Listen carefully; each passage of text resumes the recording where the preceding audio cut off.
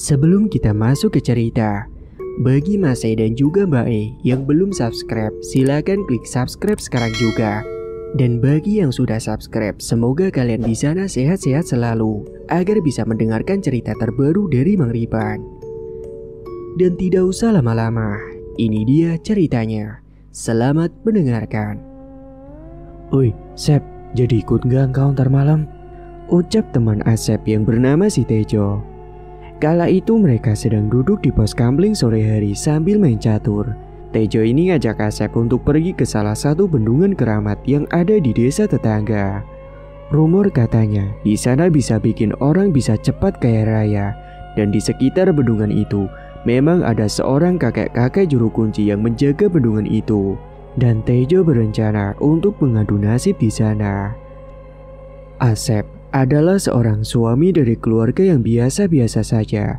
Dia hanya bekerja sebagai penjual kerupuk di pasar setiap pagi harinya. Dan itu pun dia ambil kerupuknya dari orang lain. Memang pemasukan Asep ini selalu kurang, sedangkan dirinya itu butuh uang banyak untuk menafkahi istrinya yang bernama Vivi dan satu anaknya yang bernama Rina yang sudah berusia 10 tahun. Sedangkan Vivi ini setiap harinya bantu-bantu di warung milik tetangga dan hanya diberikan upah per hari, itu pun tidak besar. Akhirnya sore itu, Asep yang sedang nongkrong di pos roda, dia setuju atas ajakan si Tejo. Dan jika memang rumor itu terbukti, pasti Asep bisa mengubah hidupnya yang kurang beruntung itu. Gimana, jadi nggak Sep? Iya jadilah, aku mau kok. Nanti habis maghrib aku ke rumahmu, ujar Asep. Ya udah kalau gitu aku pulang dulu ya, ujar Asep mutusin untuk kembali pulang ke rumah terlebih dahulu. Setibanya di rumah, dia disambut Rina yang sedang nonton televisi. Rina ini minta jajan dan Asep hanya memberikan uang 5.000. Ya, aku pengen jajan ya, minta uangnya dong, ucap Rina. Ini uangnya, kamu jajannya yang bener ya, jangan sembarangan. Iya ya. Lantas Rina pun langsung melenggang pergi ke warung. Dan baru saja Rina pergi, Vivi baru pulang dari warung sore itu. Dia menenteng sebuah kresek hitam dan ternyata isinya adalah lauk. Dia tadi diberikan sepemilik warung untuk dibawa pulang. Rina itu mau kemana mas? Mau jajan katanya di warung. Kamu baru pulang? Iya ini dek, biasa tadi di pos. Ya udah kalau gitu aku mandi dulu ya. Asep dan Vivi kemudian bergantian untuk mandi sore itu. Dan setelahnya Vivi menata makanan dan lauk di atas meja makan. Setelah kembalinya Rina dari warung, mereka bertiga pun makan bersama dengan lauk yang dibawa oleh Vivi. Kala itu, Vivi bilang sama Asep kalau beras sudah mau habis, serta bumbu dapur juga tinggal sedikit. Mas, berasnya udah mau habis mas, sama bumbu dapurnya juga tinggal dikit. Gimana nih mas? Kamu waktu itu ngasih uangnya juga sedikit, jadinya kurang. Ya gimana dek, dagangannya masih sepi nih. Kamu coba cari kerjaan lain sih mas. Kerjaan apa dek? Ya apa aja lah mas, yang penting gak cuma jualan kerupuk doang. Memang saat itu Asep belum ada uang lebih, karena dagangan kerupuknya minggu-minggu ini masih sepi pembeli. Bahkan Asep ini kulakannya tidak terlalu banyak. Asep bilang pada Vivi untuk sabar sebentar. Mungkin dia akan cari kerja sampingan lain buat nambah-nambah pemasukan. Ya udah kamu sabar dulu ya. Nanti aku akan coba cari kerjaan sampingan buat nambah-nambah pemasukan. Vivi pun hanya menghela napas dan melanjutkan makan kembali. Tak terasa azan maghrib mulai berkumandang. Mereka pun sudah selesai untuk makan. Saat itu Vivi langsung membereskan piring-piring dan gelas bekas makan tadi. Singkatnya usai maghrib, Asep ini minta izin sama Vivi mau pergi keluar sebentar ke rumah temannya. Loh mas, kamu mau kemana? Aku mau keluar bentar ya, ke rumah teman dulu. Kala itu Asep tidak memberitahu Vivi mau kemana dia akan pergi malam itu. Dia hanya beralasan ingin ke rumah temannya saja. Segera dengan motornya, Asep pun langsung menuju ke rumah Tejo. Dan setibanya di sana, Tejo ini sudah menunggu di depan teras. Ayo langsung berangkat aja, ucap Tejo yang menghampirinya. Saat itu mereka berboncengan naik motornya Asep. Setelahnya mereka pun langsung lanjut menuju ke lokasi. Tejo ini sengaja memberitahukan niatnya itu kepada Asep karena Asep ini adalah teman akrabnya sejak dulu dan kebetulan mereka itu senasib dalam hal ekonomi. Dalam perjalanan itu, Tejo juga pusing karena di rumah selalu diomel-omeli sama istrinya terus karena terus dimintai uang mulu. Hingga akhirnya dia pun memutuskan untuk mencoba jalur pintas ini. Yang katanya di sana ada juru kunci yang akan membantu membimbing untuk melakukan sesuatu agar bisa mendapatkan kekayaan dengan cara yang cepat. Mereka melewati jalan yang sangat sepi dan aksesnya kecil sekali untuk menuju ke bendungan itu. Karena memang jarang banget warga ke situ.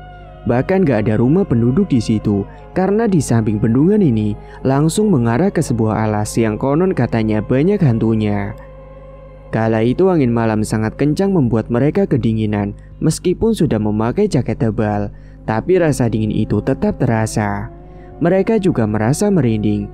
Tiba-tiba saja mereka berdua mencium bau busuk yang sangat menyengat dan baunya itu berada di dekat mereka. Kamu nyium bau bangkai gak, Cok? Iya, kok bau busuk ya? Aku jadi merinding nih, jawab Tejo. Sesaat kemudian mereka itu melewati jalanan yang katanya berhantu. Tiba-tiba mereka dikejutkan dengan suara wanita yang tertawa mengigik. Ya, suara itu tak lain adalah suara ciri khas dari kuntilanak. Suara apa itu, Sep? Aku juga gak tahu, Cok. Sepintas Asep melihat ke arah spion motornya dan betapa terkejutnya ia ketika melihat ada sosok kuntilanak yang terbang mengikuti mereka dari belakang. Sontak Asep pun langsung berteriak. Tejo pun langsung menoleh ke belakang dan dia juga ikutan terkejut saat mendapati kuntilanak itu tetap mengikuti mereka. Tejo pun segera menyuruh Asep untuk melajukan motornya dengan kecepatan tinggi. Asep pun langsung melajukan motornya itu agar segera cepat sampai di bendungan. Hingga beberapa saat kemudian, mereka pun berhasil lari dari kejaran sosok kuntilanak itu. Hingga setelah melewati jalan yang sempit dan licin, tibalah mereka di satu-satunya rumah kayu yang digadang-gadang adalah rumah pemilik juru kunci bendungan. Ini rumahnya, Cok? Tanya Asep. Kayaknya sih iya, soalnya cuma ada rumah ini di dekat bendungan. Nah, itu tuh juru kuncinya ada di depan. Ya udah cepat kita ke sana, ucap Tejo menunjuk ke arah rumah itu. Yang kala itu si kakek juru kunci yang namanya Mbak Karni sedang duduk di teras rumah sambil menghisap rokoknya. Dan dia menatap kedatangan mereka berdua ke rumahnya. Setelah memarkirkan motornya, Asep dan Tejo langsung menyalami Mbak Karni. Kemudian Tejo langsung menyampaikan niatnya itu. Permisi, Mbah. Mau apa kalian datang ke sini? Gini, Mbah. Kita mau jalin kontrak dengan penunggu bendungan ini, Mbah. Biar bisa jadi kaya raya. Apakah kalian yakin dengan semua konsekuensinya yang nanti akan terjadi? Karena penunggu pasti akan minta bayaran sebagai penggantinya. Mereka berdua pun mengangguk mantap dan siap akan semua resikonya. Namun kala itu Asep dan Tejo belum ada uang. Akhirnya Mbak Karni memberi keringanan untuk nanti bayarnya pas mereka udah dapat uang banyak saja. Tapi Mbah, kita belum ada uang untuk bayar maharnya, Mbah. Itu gampang. Nanti kalian bisa bayar kalau kalian pas sudah dapat uang dari hasil ritual itu. Keduanya pun mengucapkan terima kasih kepada Mbak Karni. Dan tepat pukul 8 malam usai tadi sempat berbincang-bincang, akhirnya Mbak Karni ini mengajak Asep dan Tejo untuk menjalani ritual awalnya. Mereka berdua berjalan menyusuri samping bendungan. Jalanannya sangat gelap sekali serta bersemak-semak. Hingga beberapa saat kemudian mereka akhirnya sampai di tempat yang dimaksud. Mbah Karni, Asep dan Tejo tiba di sebuah batu yang berjajaran dengan pohon gede yang ada di dekat bendungan. Mbah Karni juga sudah nyiapin sesajen dan juga dupa. Lalu kemudian Asep dan Tejo disuruh untuk bertapa di sana untuk menjumpai sosok penunggu bendungan itu. Setelahnya Mbah Karni juga memberikan mantra yang harus dirapalkan oleh mereka berdua. Nanti kalian harus duduk dan bertapa di sini. Kalian juga harus merapalkan mantranya. Baik, Mbah. Dan jika nanti kalian sudah bertemu dengan penunggu bendungan ini, kalian ikuti saja perintahnya. Iya, Mbah. Kalau begitu, aku pulang dulu. Nanti kalau sudah selesai, kalian kembalilah ke rumahku. Kemudian Mbah Karni pun langsung pergi meninggalkan mereka berdua.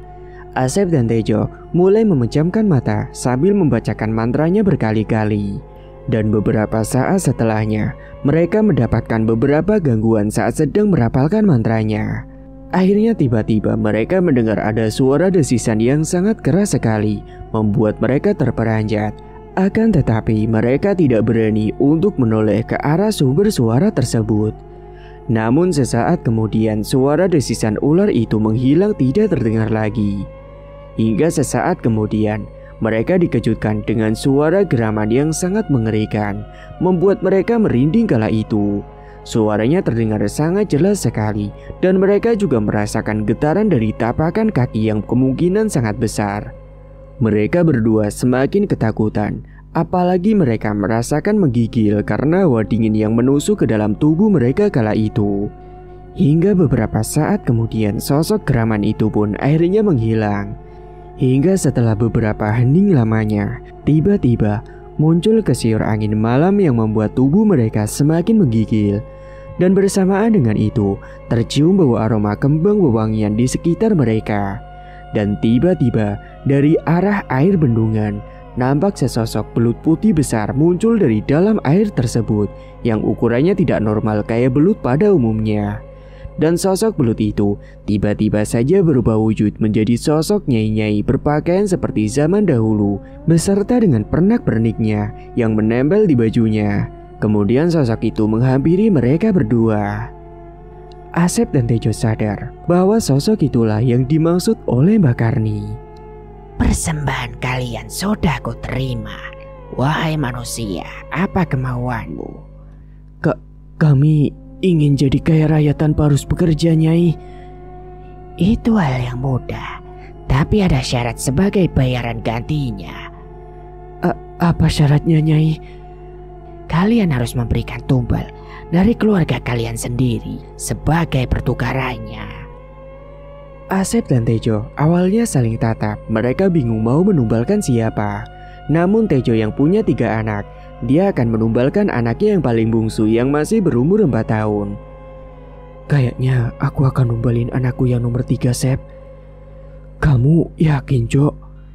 Iya yakin, Sep. Lagian aku punya 3 anak. Lah terus aku gimana, Jo? Udah kamu tumbalin aja anak kamu. Tapi kan aku cuma punya 1 anak, Jo.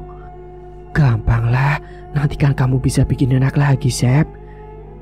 Ya udah deh, aku manut kamu aja, Jo. Akhirnya mereka berdua sepakat dengan persyaratan yang diajukan oleh sosok siluman belut itu. Nyai, kita sudah setuju akan menumbalkan anak kami. Baguslah kalau begitu. Sekarang kalian ambillah kerikil di bawah itu dan dimasukkan ke dalam kresek hitam. Ambillah berapapun yang kalian mau. Akhirnya saat itu mereka mencari kresek hitam di sekitar bendungan lebih dulu.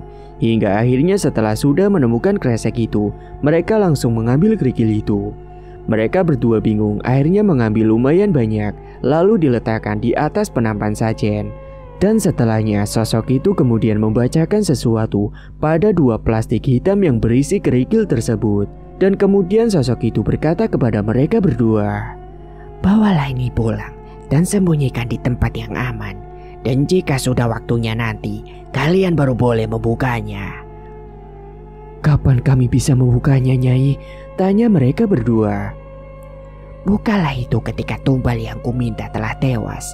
Dan nanti kalian akan mendapatkan kekayaan yang berlimpah. Dan ingat, jangan sampai kalian buka sebelum tumbal yang kuminta belum tewas. Sekarang kalian boleh pergi dari sini. Dan ingat, tidak ada tumbal maka tidak ada kekayaan." Ucap sosok itu kemudian pergi menghilang dari pandangan mereka berdua. Dan setelahnya mereka pun kembali ke rumah Mbah Karni, lalu menjelaskan semuanya pada Mbah Karni. Segera mereka masuk ke dalam rumahnya Mbah Karni yang sudah menunggu di dalam ruangan ritual. "Mbah, kami sudah mendapatkan batu kerikil ini, Mbah. Dan nanti katanya kami harus menyimpannya di tempat yang aman dan baru boleh membuka setelah anak kami berhasil kami tumbalkan." Kalian lakukan saja apa yang diperintahkan oleh sosok itu. Dan jangan lupa nanti, kalau kalian sudah punya uang, kalian harus bayar hutang maharnya. "Siap, Mbah. Kami nanti pasti akan bayar, Mbah. Kalau begitu, kami pamit pulang dulu ya, Mbah." Setelahnya mereka pun segera kembali pulang ke rumah sambil menenteng 2 kantong plastik hitam yang berisi kerikil yang tadi diambil di sekitar bendungan. Mereka berdua berboncengan naik motor melewati jalanan yang sangat sepi dan gelap. Namun mereka sangat senang sekali kala itu. Namun saat mereka sedang asik mengobrol di jalanan yang sepi dan gelap serta angker itu, tiba-tiba mereka dikejutkan dengan sosok pocong yang berdiri di depan jalan yang akan mereka lewati. Sontak kala itu, Asep yang mengemudikan motornya langsung terperanjat ketika melihat pocong berada di hadapannya. Asep pun kaget dan dia pun sampai oleng dan membanting setirnya ke arah kanan hingga mereka terperosok ke dalam semak-semak. Mereka berdua pun merintih kesakitan. Namun setelah mereka terperosok ke dalam semak-semak, sosok pocong yang tadi menghadang mereka telah menghilang. Dan kala itu mereka langsung bangkit saling bantu satu sama lain dan segera beranjak untuk melanjutkan perjalanan pulang kembali. Hingga beberapa saat kemudian akhirnya sampailah mereka di rumah Tejo karena Asep mengantarkan dia lebih dulu. "Ya udah, Cok, aku langsung pulang aja ya." "Iya, Sep, makasih ya." Beberapa saat kemudian setibanya di rumah, Asep langsung menyembunyikan plastik hitam itu di tempat yang aman. Namun setelah menyembunyikan plastik hitam itu, tiba-tiba saja Asep merasakan hawanya berbeda. Dia merasa kalau di dalam rumah itu mendadak panas sekali, tapi dia tidak terlalu menghiraukan hal itu. Akhirnya saat itu, Asep beranjak ke kamar mandi terlebih dahulu untuk mencuci kaki dan muka terlebih dahulu karena dirinya tadi sempat jatuh ke semak-semak. Dan setelahnya, dirinya pun langsung beranjak ke dalam kamar untuk tidur karena sudah lelah.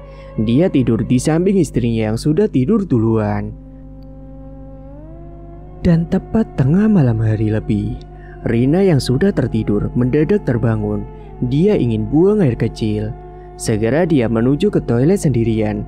Dia tidak takut karena sudah terbiasa. Tapi ketika Rina di dalam toilet, dia merasa merinding karena hembusan angin masuk melalui lubang ventilasi yang ada di toilet. Tidak hanya itu, tiba-tiba saja Rina mendengar ada suara wanita yang bernyanyi di tengah malam. "Loh, siapa yang nyanyi jam segini?"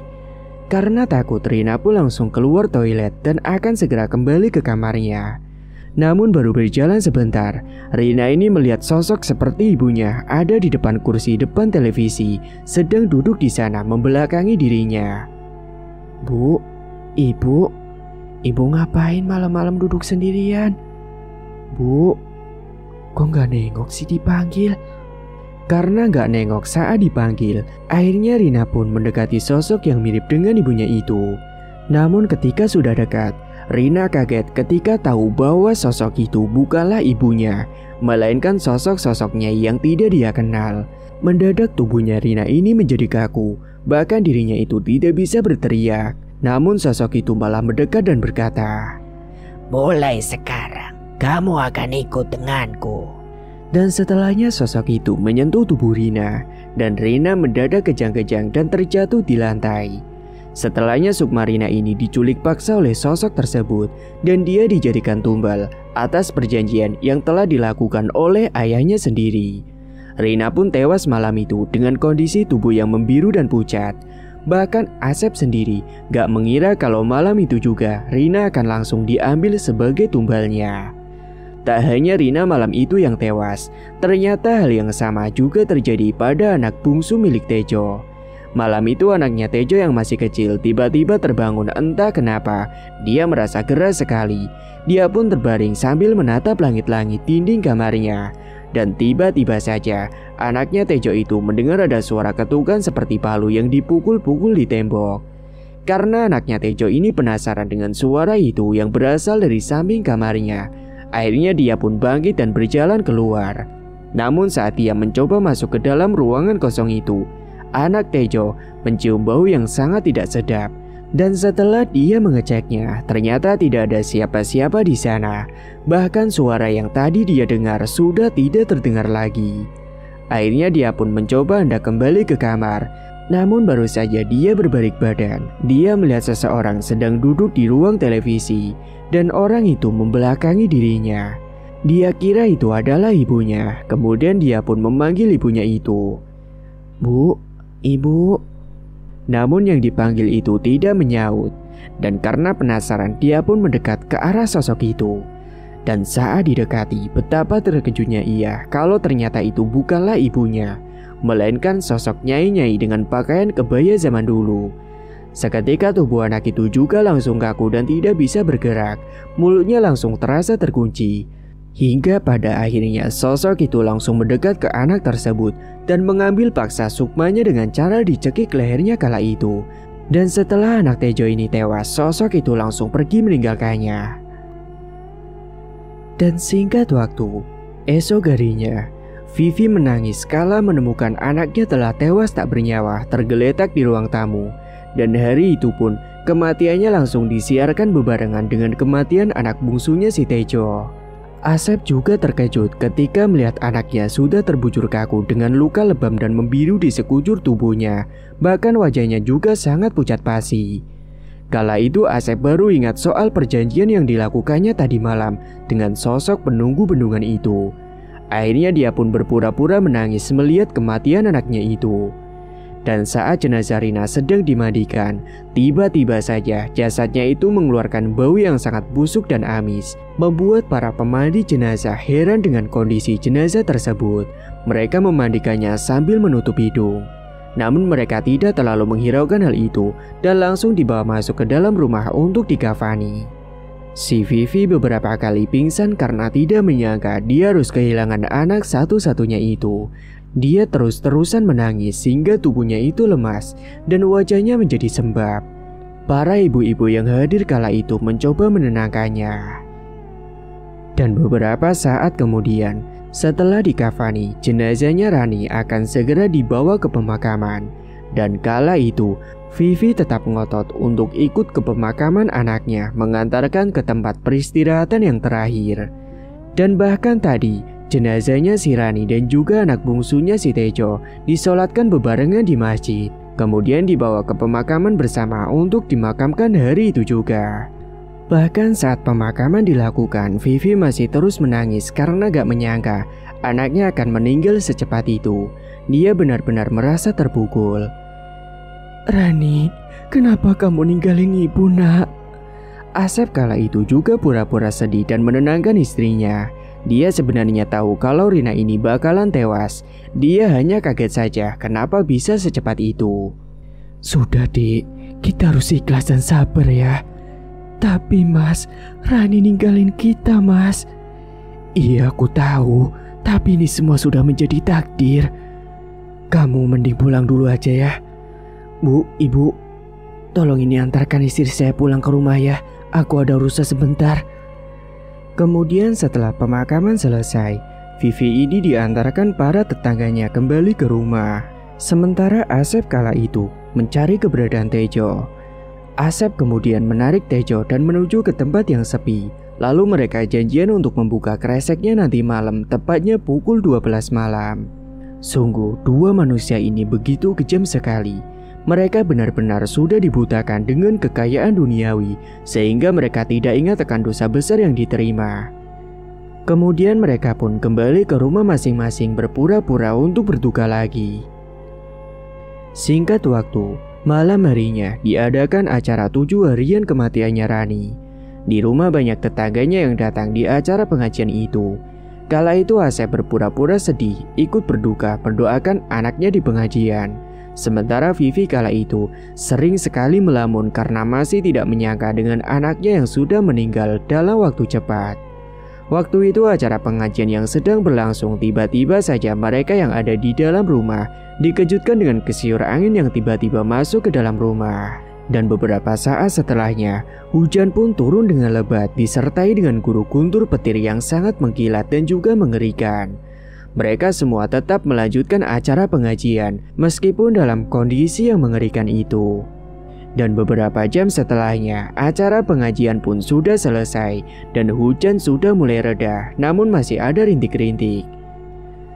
Beberapa saat setelah pengajian bubar, Asep duduk di depan teras rumah sembari merokok menikmati suasana malam sehabis hujan. Sementara Vivi di dalam sudah terbaring di kasur karena capek menangis terus. Dia pun ketiduran saat itu juga. Asep sengaja tidak tidur karena dia akan membuka plastik kresek yang berisi kerikil itu. Namun saat dia sedang duduk santai di depan teras rumah, tiba-tiba dia dikejutkan dengan suara seperti suara Rina yang memanggil namanya. "Pak, Bapak." Sontak Asep langsung terperanjat dan dia mengedarkan pandangan mencari sumber suara itu. Namun dia tidak melihat wujud apapun. Seketika setelah itu, Asep malah dikejutkan lagi dengan suara seperti orang yang menginjak sesuatu yang terdengar jelas dan berada di samping rumahnya. Karena dia penasaran, akhirnya dia pun mencoba untuk melihat apa yang ada di sana. Tapi setelah dia mendekat ke samping rumah, ternyata tidak ada apapun di situ.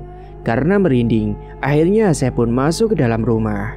Dan tak terasa waktu sudah menunjukkan pukul 12 malam. Dia sudah tidak sabar untuk melihat plastik kresek yang disimpannya tersebut. Dan singkatnya, malam itu usai Vivi tertidur, Asep diam-diam menuju ke tempat dia menyembunyikan plastik tersebut. Dan saat dia membuka, dia terkejut ketika mendapati isi plastik itu telah berubah menjadi kepingan-kepingan emas. Padahal tadinya ia benar-benar yakin bahwa di dalam plastik itu hanyalah batu kerikil biasa. Dia pun senang banget malam itu, bahkan dia tidak merasa sedih sedikit pun padahal anaknya baru saja meninggal. Asep yang sudah gelap mata dan gila dengan harta, melihat itu langsung tertawa bahagia. Kemudian emas itu dia simpan lagi karena besok akan dia tukar dengan uang. Sementara di tempat lain, sebelum jam 12 tiba, malam itu Tejo juga tidak bisa tidur. Dia hanya main HP saja sembari menunggu jam 12 malam. Namun ketika dia sedang mainan HP di ruang tengah, tiba-tiba saja dia melihat ada anaknya yang baru saja meninggal malah lari-larian di ruang tengah. Sontak hal itu membuat Tejo terkejut. Akan tetapi setelah dia menepis itu dan dia berpikir kalau mungkin itu hanya halusinasinya saja. "Bapak." Tejo pun kaget karena mendengar ada suara anak yang telah meninggal itu malah memanggil namanya. Dia pun langsung merinding, tapi suara itu pun akhirnya menghilang, tidak terdengar lagi. Dan setelah pukul 12 malam, Tejo pun segera masuk ke dalam ruangan kosong yang ada di dalam rumah tempat dia menyimpan plastik kresek hitam tersebut. Hal itu juga dialami oleh Tejo yang juga mendapatkan emas yang banyak sekali setelah dia membuka plastik kresek hitam. Dan malam itu sebelum tidur, Tejo menelpon Asep terlebih dahulu karena dia tahu pasti Asep juga belum tidur. Sementara Asep yang baru saja membaringkan tubuh di kasur, dia dikejutkan dengan HP-nya yang berdering. Ternyata itu adalah panggilan dari Tejo. Akhirnya dia pun keluar untuk mengangkat teleponnya karena takut Vivi nanti bangun. "Ada apa Jo nelpon? Gimana di dalamnya, ada apa isinya?" "Emas Jo, banyak banget." "Wah, sama kalau gitu kita kayak raya nih." "Iya, aku juga gak sabar. Besok kita pengepul bareng yuk buat nuker emas ini." "Iya, aku setuju. Besok aku jemput kamu ya ke rumah dan aku gak akan jualan dulu." "Oke, siap, pokoknya beres." Setelahnya sambungan telepon mereka pun terputus dan mereka melanjutkan tidur kembali. Singkat waktu, pagi itu pun mereka pergi bareng menuju ke pengepul emas dan menukar semua emasnya itu dengan uang. Mereka pun akhirnya mendapatkan gepokan uang yang banyak sekali. Setelahnya mereka pun pulang ke rumah masing-masing. Keduanya ini mendadak menjadi orang yang kaya tanpa harus capek-capek kerja. Namun untuk menghindari kecurigaan semua orang, mereka berdua akan tetap berhati-hati memakai uang itu. Ya meskipun tetap aneh saja, karena beberapa hari setelahnya keduanya itu malah beli motor cash yang keluaran terbaru. Hingga saat malam hari ketika Asep dan Vivi nonton TV bersama, kala itu Vivi mencoba menanyakan suaminya yang tiba-tiba punya banyak uang. Mas, kamu kok bisa beli motor cash sih dan beli ini itu? Dapat uang dari mana kamu?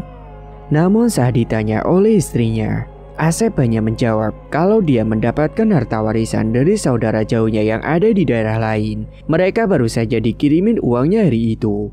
Jelas Asep berbohong. Namun meskipun mereka sudah punya banyak uang, Vivi ini masih tetap patah semangat setelah kepergian si Rani. Bahkan dia selalu lemes saat beraktivitas. Dan mereka sudah mencoba bikin anak lagi, namun Vivi nggak kunjung hamil lagi. Akan tetapi Asep malah berbanding terbalik dengannya. Dia hanya happy-happy saja dan menikmati harta yang katanya adalah warisan dari saudara jauhnya itu. Begitu juga dengan Tejo. Namun istri Tejo tidak terlalu terpuruk seperti Vivi karena dia masih punya anak yang lain. Akan tetapi, kebahagiaan Asep dan Tejo tidak berlangsung lama. Meskipun kaya, namun Asep ini boros dan tidak pernah buka usaha satupun setelah punya banyak uang. Yang dipikir hanyalah hura-hura saja. Dan akhirnya setelah 1 tahun kemudian, uangnya itu sedikit demi sedikit mulai habis dan dia pun mulai kebingungan. Hingga tibalah di hari peringatan 1 tahun kematian anaknya dulu. Malamnya setelah digelar acara selamatan, Asep yang sudah tertidur, dia bermimpi didatangi Rani yang sedang menangis-nangis dan berucap menyalahkan bapaknya. Asep yang melihat itu langsung mengusir Rani dan bilang kalau jangan ganggu karena alamnya sudah berbeda. Bapak jahat. Kenapa Bapak tega sama aku? Sudah, kamu pergi saja dari sini. Kamu jangan ganggu Bapak, kita sudah beda alam. Kemudian Rani yang tadinya nangis berubah menjadi marah dan langsung mencekik Asep di dalam mimpinya itu. Bersamaan dengan itu, akhirnya Asep pun langsung terlonjak bangun. Napasnya kala itu tidak beraturan dan dia segera bergegas mengambil air minum ke dapur. Saat Asep berjalan menuju ke dapur, kala itu dia dikejutkan dengan suara tapakan kaki yang berada tepat di belakangnya. Dan tiba-tiba Asep langsung terbelalak ketika mendengar suara Rina yang memanggil namanya. Dan dia melihat anak itu sedang berlarian. Rani, Bapak jahat, Bapak kejam. Sesaat kemudian sosok Rina itu akhirnya menghilang. Sementara Asep napasnya masih tetap terasa tidak beraturan. Jantungnya berdegup kencang sekali. Bahkan tubuhnya pun terasa gemetaran, tapi dia tetap melanjutkan menuju ke dapur untuk mengambil air minum. Dan setelah dia minum, dia pun kembali lagi ke kamar dan lalu tidur lagi. Hal yang sama juga dialami oleh Tejo, ya 11-12. Malam itu Tejo yang tidur di ruang tengah, dia bermimpi didatangi anaknya yang sudah meninggal karena dijadikan tumbal olehnya sendiri. Sosok anak itu menangis dan meneriaki bahwa bapaknya itu jahat. Seketika si Tejo ini langsung terperanjat dari tidurnya. Napasnya juga langsung kembang-kempis, beserta dengan baju yang basah dengan peluh keringat. Dia yang merasa haus kemudian beranjak pergi ke dapur untuk mengambil air putih. Namun setibanya di dapur, dia malah dikejutkan dengan suara sendok yang tiba-tiba jatuh ke lantai. Sontak dia pun kaget karena tidak ada angin dan tidak tersenggol apapun. Tapi mengapa sendok itu bisa terjatuh sendiri? Karena takut, akhirnya Tejo pun segera meminum air putih itu dan kembali lagi ke ruang tengah. Setelahnya dia pun mencoba menonton televisi untuk mengusir rasa takutnya itu. Dan beberapa saat setelahnya, ketika dia sedang fokus menonton televisi, tiba-tiba dia dikejutkan dengan suara anaknya lagi yang sudah meninggal yang memanggil namanya. Akan tetapi ketika Tejo mencari sumber suara itu, dia tidak melihat wujud apapun. Dia pun ketakutan hingga akhirnya dia memutuskan untuk kembali tidur ke kamar. Namun ternyata teror yang dialami oleh mereka berdua tidak hanya terjadi malam itu saja. Karena di kemudian malam-malam seterusnya, Asep dan Tejo selalu mengalami mimpi yang sama dan selalu didatangi sosok arwah yang mirip dengan anaknya yang mereka tumbalkan. Anaknya itu marah pada mereka. Hingga kemudian hari saat Asep ini merajuk dalam tidurnya, dia teriak ketakutan dan berkata sambil merem, "Tidak, jangan, ampun nak, maafin ayah nak, tolong jangan bunuh ayah.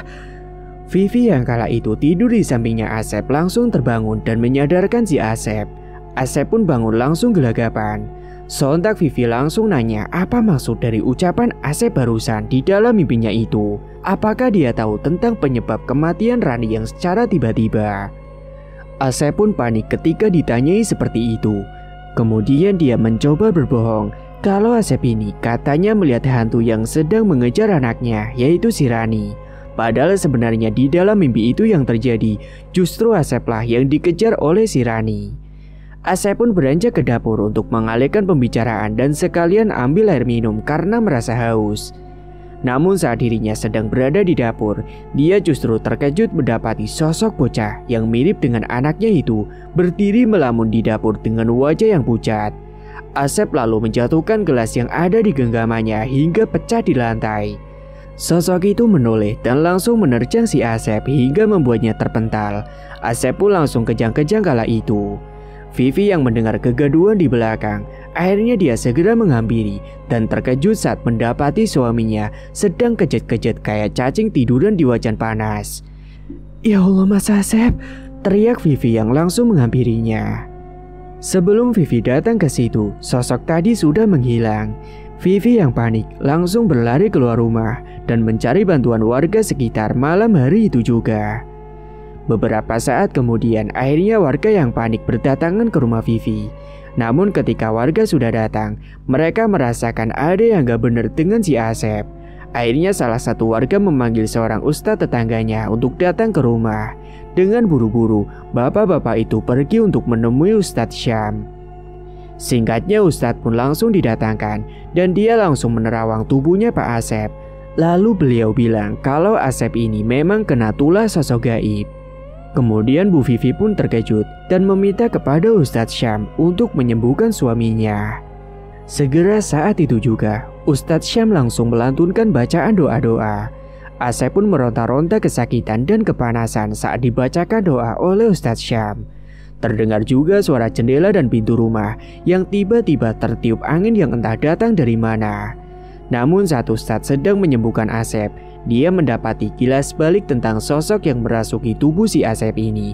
Dan Ustadz Syam tahu kalau ternyata Asep ini telah menumbalkan anaknya sendiri demi kekayaan. Sontak saat itu, Ustadz langsung berucap istighfar sambil terus membacakan doa. Para warga yang melihatnya hanya heran tak paham tentang apa yang terjadi. Hingga setelah beberapa saat kemudian sosok itu pun berhasil dikeluarkan paksa dan Asep pun mulai siuman. Setelahnya Vivi langsung memberikan air putih kepada suaminya supaya lebih tenang.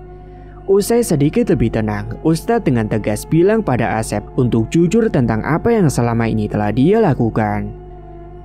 "Mohon maaf sebelumnya, Pak Asep, saya minta Bapak untuk jujur apa yang sebenarnya sudah Bapak lakukan selama ini," ujar Ustadz Syam yang membuat warga yang mendengarnya merasa heran. Dan Ustadz Syam mengancam jika tidak mau jujur maka sang Ustadzlah sendiri yang akan menjelaskan pada para warga di situ. Akhirnya Asep yang sudah gak kuat diteror oleh sosok itu terus-menerus. Dia juga sudah terpojok. Dia pun akhirnya mengakui kesalahannya. Dia menjelaskan secara singkat tentang dirinya yang telah membuat perjanjian dengan sosok penunggu bendungan keramat dan menukar anaknya demi kekayaan. Sontak para warga yang mendengar penjelasan itu langsung mengucapkan istighfar serentak. Para warga kaget mendengar hal itu, apalagi Vivi yang benar-benar sangat syok sekali dan langsung menampar suaminya itu di depan para warga. "Apa Mas? Jadi semua ini kelakuan kamu? Tega kamu Mas, jahat, kamu kejam sama anak sendiri, kamu korbankan anak sendiri hanya demi harta." "Aku lakukan ini semua demi kamu, Dek." "Diam kamu Mas, aku kecewa sama kamu jahat Mas." Vivi menyalahkannya sambil menangis sejadi-jadinya. Namun kemudian Vivi ini ditenangkan oleh ibu-ibu tetangga dan membawanya menjauh dari Asep. Salah satu warga ada yang berucap bahwa mungkin jangan-jangan anaknya Tejo yang saat itu meninggal bebarengan, apakah juga termasuk korban yang sama. "Pak Ustadz, jangan-jangan anaknya Pak Tejo yang waktu itu meninggal bareng sama Rani itu, apakah dia juga ditumbalkan?" ujar salah satu warga. Kemudian akhirnya Pak Asep pun membeberkan semuanya, termasuk aksinya Tejo. Dan akhirnya para warga langsung mendatangi rumah Tejo dan hendak menyeretnya. Iya, memang itu benar. Saya dan Tejo sudah melakukan itu bersama kala itu. Kalau gitu kita sekarang ke rumahnya Pak Tejo saja. Kita seret dia langsung. Setuju. Namun setibanya para warga di rumah si Tejo, ternyata Tejo tak jauh beda dengan Asep. Dia juga mengalami apa yang dialami oleh Asep, yakni diteror oleh sosok arwah anaknya sendiri yang telah ditumbalkan. Akhirnya Ustadz Syam pun membantu untuk mengeluarkan sosok itu terlebih dahulu yang sudah merasuk ke dalam tubuhnya Pak Tejo. Hingga singkatnya, Asep dan Tejo pun akhirnya diamankan ke pihak berwajib. Bahkan istri-istri mereka mengajukan gugatan cerai kepada keduanya, dan mereka pun akhirnya mendekam di tahanan. Sementara sisa kekayaan mereka telah melebur menjadi batu kerikil kembali tanpa ada yang tahu. Bahkan setelah mereka mendekam di penjara, setiap malamnya mereka masih kerap teriak-teriak sendiri ketakutan dan berkata kalau mereka itu melihat sosok arwah-arwah anaknya yang menuntut balas perbuatan kejam ayahnya sendiri, yang begitu dengan teganya menukarkan nyawa anaknya demi sebuah harta yang bersifatnya hanya fana di dunia. Pesan kali ini, jangan terjerumus dengan teman yang menyesatkan untuk melakukan perbuatan yang sesat dan menyimpang dari agama. Karena hal itu hanya akan membuat sengsara dan menderita, bahkan tidak menjamin membuat hidup bahagia. Dan malah bisa kehilangan orang yang tersayang hanya demi nafsu dunia semata. Gelap mata dan kekayaan instan bisa membuat orang jadi lupa akan segalanya, bahkan agama pun mereka tinggalkan. Karena sesungguhnya tipu daya setan itu lebih kejam dan mengerikan. Kita tidak bisa menghindari itu setelah ada ikatan perjanjian. Semoga kita semua dijauhkan dari hal-hal demikian dan selalu diingatkan akan Allah Ta'ala. Tamat, cerita pun selesai. Terima kasih bagi Mase dan Bae yang sudah setia menyimak cerita ini sampai akhir. Dan bagi yang belum menekan tombol subscribe, silakan klik tombol subscribe sekarang juga. Dan semoga kalian semua dimanapun berada selalu sehat-sehat semua dan dimudahkan segala urusannya. Dan sampai jumpa lagi di cerita terbaru yang akan Mang Ripan bawakan nantinya.